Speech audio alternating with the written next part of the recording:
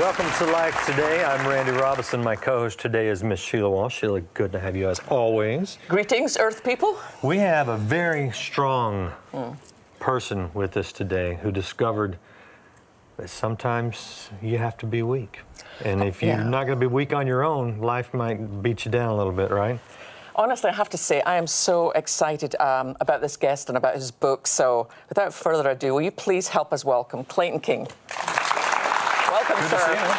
Thanks for having me. All the way from South Carolina. Yeah, that's right. One of the things you said when we were having dinner was you talked about the impact that James has had on your life and that it really is significant for you to be in the studio. I'd love you just to say a little bit about that, because that really touched me. Yeah, when we pulled in the parking lot today from the hotel, I sensed the Holy Spirit, and it kind of got all over me, I guess, and is the best way I know how to put it. When I was 14 and I gave my life to Christ, the night that I was saved, I sensed God calling me to ministry. I had never wanted to be a preacher. The thought never crossed my mind. Never even dawned on me that I would go into ministry. So almost immediately after my salvation experience, God began to open doors for me to preach in churches and prisons and youth groups. And James Robinson, your dad, had a program, a 30-minute show that came on our local religious channel every afternoon, every evening about 6:30. So my dad would come home, my mom would fix dinner for the family, we would eat, and then we would go in the den and we would turn on the TV and we would watch your dad preach. And I didn't know at the time what God was doing in my life. I was just an 8th grader. But I was watching your dad anointed as this great evangelist and this great communicator, and that DNA was being formed in me. And so for me to sit here with his son, with you, and to be able to be in a studio that represents the legacy of your mom and your dad is almost too much for me to even comprehend. I really am like a kid on Christmas. I cannot believe I'm sitting here right now. Well, we're thrilled to have you now. You kind of walked down a lot of the path that he walked down. You've spoken in prisons and all sorts of places. I mean, because you are on staff at a church, but you're an evangelist at heart. That's right. I'm the teaching pastor at a church called New Springs, one of the largest churches in the country. But I'm an evangelist by calling, and I travel several hundred days a year. Started when I was 14, been 29 years ago now. And I guess right now 38 countries and 45 states that God's allowed me to travel in and to preach in and to see people saved. And I've really modeled, I was telling you guys this backstage, I've modeled much of our ministry. I run a large nonprofit ministry and a summer camp called Crossroads for teenagers. We've modeled our structure. We've modeled the way that we've tried to handle money, everything after your dad and after Billy Graham. Wow. And those have been two men that God put in my life. Besides my own father and my pastor growing up, those two men have been probably the biggest influences in my life as a minister of the gospel. That's quite a compliment. I mean a lot to your dad. I got a chance to read your book, and I have to say, first of all, you're a great writer. And I read all the time. You're a really gifted writer. But I found myself asking, what compelled you to revisit such a painful place? Because some of the stuff you talk about in here is pretty tough. Yeah. You know, that's my 13th book, but I tell people it's the first one that I wrote in blood. I wrote it my own. The reason, to answer your question, the reason I wrote the book was I just could not get away from this sense that God wanted me to tell this story. After having written the book, I realized that it was cathartic for me, it was healing for me, but it wasn't for me. I thought I was writing the book sort of as a way to work out this painful experience I went through over a dozen years. But in reality, I was writing the book for other people. So when I felt like the Lord told me to tell my story, and the story is essentially this: I lost 9 family members in 12 years. I preached to every one of their funerals. I was averaging a funeral every 16 months for 12 years. So to give you a concept of that time frame, imagine a child that begins elementary school as a 1st grader. Now fast forward to the day that he or she graduates from high school. That's 12 years. In that 12-year period, I preached a funeral of a close family member every 16 months on average. My mother dropped dead of a heart attack in November of 2010 while I was in another country. And then 18 months later, my father died, and I preached his funeral on Father's Day. So for the first time in my life, after preaching all these funerals and going through all the grief and asking the tough questions, questions like, God, I still believe in you and I still love you, but do you really love me? Tough questions like, am I the common denominator? Because all of these people are connected to me. So am I doing something wrong? Of course, that sounds silly now, but in the middle of a situation like that, he asked tough questions. So when it was all said and done, my thought was, okay, nine people dead in 12 years. The funerals are over. Maybe it'll stop for a little while. I can finally get over this. But in reality, we don't get over hard times. We get through them by God's grace. So I had to write that book because if I did not externalize what I was feeling, it was going to kill me. Whenever we hurt, whenever bad things happen, things that we're not prepared for, they show us how weak we really are. And everybody's going to cheat somehow to make it through the hard times in life. You're going to go somewhere for your grace, for your strength, for your stamina. And Jesus was mine. But the temptation for me was to bottle it up. So when the Lord told me to not bottle it up, but to dig it up, I said, okay, Lord, I'll do it because I want to obey, but I'm going to trust that you're going to do something good out of this bad thing. And here's what I've learned. God is so good, he can bring a good result from a bad thing. And there's really no other power known to the human race that can do that. So when I dredged up all of those emotions and all of that pain and all those feelings, I didn't realize at the time I was doing it so that other people could be comforted with the same comfort I had received from the Lord when I was going through such a difficult situation. But what would you say if somebody is watching right now and they're not on the other side? You know, they're right in the middle of something that is devastating. What would you say to them? Yeah, I'll quote Winston Churchill. Other than Jesus, I think the most quotable person in human history. Winston Churchill said, if you ever find yourself going through hell, by all means, keep going. And what we tend to do is when we find ourselves, and I think there's a country song that's kind of spun off of that. Yeah. It's good theology, even though it didn't come from the Bible. But what we tend to do is when we're in the middle of a very difficult season in life, whether it's the effects of an abortion, depression, discouragement, alcoholism, some sort of addiction, a divorce, a health issue, financial difficulty, you name it, we tend to pitch our tent in the middle of the hell we're living through. But what we have to do is keep moving. Forward momentum is so important. And so there were moments when I was going through this deep, dark season of depression and discouragement where I would just pray, God, get me through the next hour. No, I wasn't even thinking about my kids growing up. I wasn't thinking about turning 40. I was just thinking, if you can get me through the next hour without a nervous breakdown, then God, that'll be a win. And so that would be my word. Look to God. Because of all the places you can go in hard times, there's no one as big or as strong or as smart as God. And there's no one that understands your struggle. And there's no one that understands your pain more than Jesus. Because Jesus suffered. He suffered greatly. Matter of fact, he took the entire weight of the sin and the failures of the entire world on himself.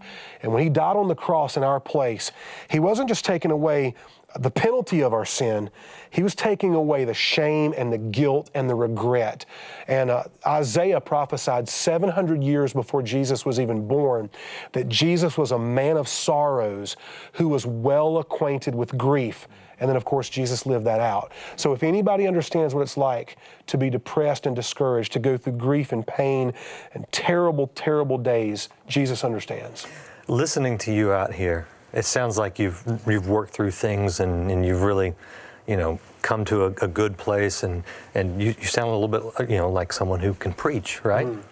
You contrast your public self with the man who had to go take care of his father as he was, close to death's door. Yeah. What did you discover during that very difficult time? I discovered that I was never as strong as I thought I was, and that God was way stronger than I ever dreamed he was. There were a couple of moments, and I tell these stories in the book, because when I wrote the book, I wanted the book to be a story of hope. It's not a depressing story. No, it's not. It's not a sad story. Yeah. People that read the book tell me two things. They tell me they finish it, which as an author, I want people to finish the books I write. That's a compliment for a writer. And they tell me that they laughed and cried in the same moment, or in the same chapter, in the same moment. So there were a couple of moments that God revealed to me what he could do in my weakness. And so if I could encapsulate everything, I parallel my story of weakness with Paul's thorn in the flesh. And when Paul says in 2 Corinthians 12, 7 through 10, I pleaded with God 3 times to take away my thorn in the flesh. But all 3 times God said no. There was a greater purpose in the pain. Because we don't like pain. But what pain does is it purifies our motives and it testifies to God's grace. And sometimes it really helps us to focus on what matters in life. Yes, it does. So I decided if my weakness won't go away, it might as well go to work. That's good. And weakness isn't going to go away. We're all weak in some way, shape, or form. We have real weakness, every one of us. And so my weakness was not going to go away. So what I did is I put it to work, and I let that weakness be the way that God worked in me. And the moments that I remember the most, and I tell these stories in the book, was the day that I took my children to see my dad before he passed away. He was in a nursing home. He couldn't eat. The neuropathy was so bad he couldn't hold a coffee cup. He was on dialysis every other day. He was having small heart attacks. They knew that he wasn't going to live much longer. And it was a horrible day. My dad had a panic attack while I was there. He fell and busted his knee wide open. He was a free bleeder because of his heart medication. And so I took my children away from that situation, and I cried all the way home, an hour and a half. In front of your kids? In front of my kids. They were in the back seat, and it was God's grace that they put on their headphones, and their headphones allowed them to, they were watching a movie on the DVD player. And as soon as they put their headphones on in the parking lot, I lost it. And I just began to weep and cry. Whenever we pulled into the parking lot an hour and a half later at the YMCA and they took their headphones off, I was still weeping. And when they noticed how broken I was, my 7-year-old and my 10-year-old, Jacob and Joseph, from the back seat, reached up and laid their hands on my 2 shoulders. And they began to pray out loud for me in the Honda Pilot.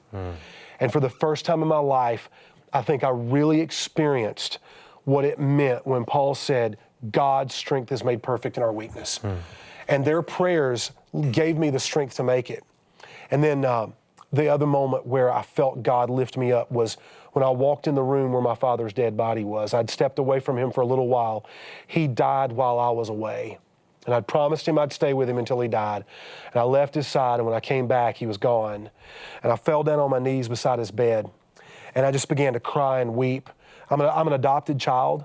My mom and my dad were both dead before I turned 40. I felt like an orphan, and I was just screaming out to God in my weakness. I'm an orphan. What am I going to do? My mom and dad are gone. My dad is dead. My dad is dead. My dad is dead. And I heard the Holy Spirit say very clearly to me, but you're not. And if you're not dead, I'm not done. And I've held on to that. I'm not dead, so God's not done with me. And so in telling the story and writing the book of Stronger, what I'm really doing is I'm bearing my scars, because my scars tell my story. My scars testify that I survived, and my scars show people you can survive too. Every scar tells a story, and every story, if we'll give it to God, can be used for His glory to make other people stronger. I love the way in the book you talk about the reality that joy and sorrow so often walk hand in hand. Yeah. You know, I think in the Christian life, we want God to make everything better. Or we might be thinking, well, I'm going through a dark season. One of the things that I got from your book is the way that you have learned to worship in the midst of the storm. Yeah. Before you even begin to see dawn break. Yeah. Knowing that because of who God is. That's the thing that I took away from your book. It's not that you suddenly got stronger. It's that our greatest strength is realizing how weak we actually are, which means we can completely lean on Christ. You know, worship was the only thing that got me through some of those days. I would have to make myself, when I just wanted to panic and give up, I would make myself sing old hymns. I'd make myself sing a chorus of a hill song or an elevation worship song. I would do whatever it took just to distract my mind from the hopelessness of my situation. And I learned this, that God's promises are true, but when God makes a promise, we want to fast forward to the payoff. That's what we want. We want the payoff. I want the streets of gold. I want resurrection. I want health and wealth and prosperity. But when God makes a promise, before we can get to the payoff, we have to go through this thing called the process. And the process is filled with pain.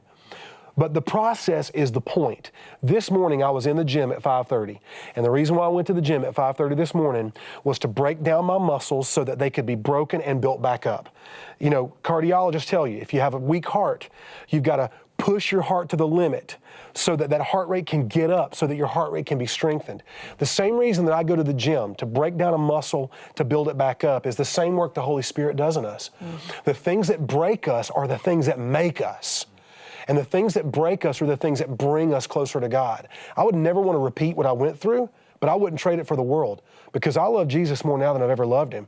Because I used to pray because I was supposed to. Now I pray for survival. And I realized that Jesus, to me, became real in my brokenness and my weakness, because we don't realize Jesus is all we need until Jesus is all we have.